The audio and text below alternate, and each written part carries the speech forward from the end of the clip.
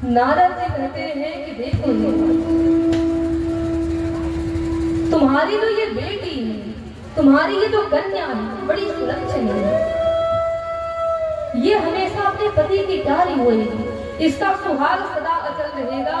पूरे संसार की स्त्रियां अब इसी का नाम स्मरण करके अपने पतिव्रत धर्म का पालन करेंगे।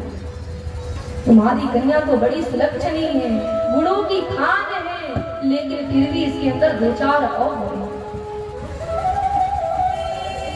अब जैसे ही नारद जी ने कहा कि तुम्हारी कन्या के अंदर दो चार और है, तुम उसे सुनो, तो हिमवान जी कहने लगे, करिए नारद, अभी आपने हमें बताया कि हमारी कन्या सुलक्षणी है, गुणों की खान है, तो फिर हमारी कन्या के भीतर अवगुण कहां से, बुराइयां कहां से आ गई? अभी आपने कहा मेरी कन्या सुलक्षणी है, गुणों की खान है, अभी आपने हमारी बेटी की बहुत प्रशंसा की। तो देखिए यहाँ पर नारद जी हिमवान को बहुत सुंदर उपदेश देते थे। मेरी मान लो, ध्यान दे, समझने वाली बात है। देखिए नारद जी समझाते हैं, कहते हैं कि देखो हिमवानी जो पूरा संसार है, ये जो पूरी दुनिया है, ये पूरा संसार क्या है? ये पूरा संसार ही गुणदोष में है। ध्यान दीजिए, हर एक इंसान के अंदर, हर एक व्यक्ति के अंदर अच्छाई भी है, बुराई भी है, गुण भी है और गुण भी है। देखिए संसार में कोई ऐसा व्यक्ति नहीं है जिसके अंदर केवल अच्छाइयां भरी है, और इस संसार में कोई ऐसा व्यक्ति नहीं है जिसके अंदर केवल बुराइयां भरी है। हर एक व्यक्ति के अंदर, हर एक इंसान के अंदर अच्छाई और बुराई दोनों है। अगर आपको ये लग रहा होगा, अगर आप ये सोच रहे होंगे कि इस व्यक्ति के अंदर तो केवल अच्छाई है, कोई बुराई नहीं है, कोई अवगुण नहीं है, तो ये जान लें कि ऐसा बिल्कुल संभव होगा। ध्यान से देखेंगे, उसके अंदर आपको जरूर कोई ना कोई अवगुण दिखाई देगा। और यदि आपको ये लग रहा हो कि इसके अंदर तो केवल बुराइयां हैं, केवल अवगुण भरे हैं, कोई अच्छा गुण नहीं है, तो जान ले कि ये भी संभव नहीं है। अगर अपने देखने की नजरिया को सही करके देखेंगे तो उसके अंदर आपको अच्छाई जरूर दिखाई देगी, क्योंकि पूरा संसार ही गुणदोष में है, अच्छाई बुराई सबके अंदर है।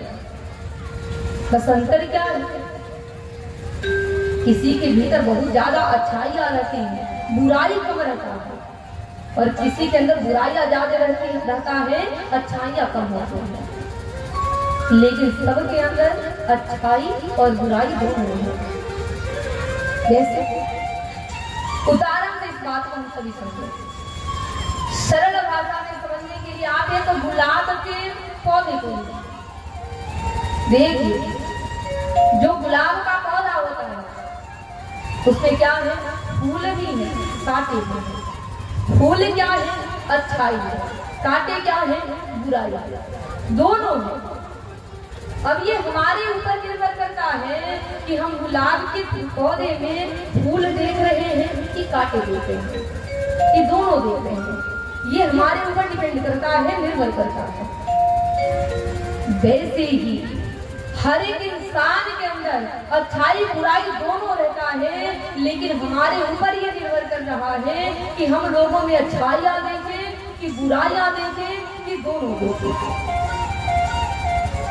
देखिए कहते हैं कि जो सकारात्मक सोच वाले हैं, जो पॉजिटिव विचारधारा के होते हैं, जिनकी सोच सही रहती है, जिनके देखने की नजरिया सही होती है, ये जान ले कि वो दूसरों के अंदर अच्छाइयां देखते हैं। जिनकी सोच सही रहती है वो क्या करते हैं? दूसरों के अंदर अच्छाइयां देखते हैं, गुण देखते हैं। लेकिन जो नकारात्मक सोच वाले हैं, जो निगेटिव विचारधारा के हैं, जो गलत नजरिए वाले हैं, गलत नियत वाले हैं, वो क्या करते हैं? 24 घंटे दूसरों के भीतर से कमियां निकालने का प्रयास करते हैं।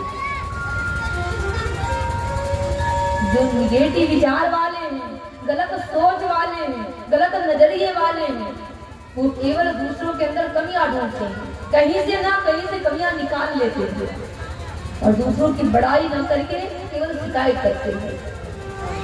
लेकिन ये जान ले, कहा जाता है कि जड़ चेतन गुण दो समय, विश्व किन्न करकार संत हंस गुण कहन कया परिहरिवार अधिकार।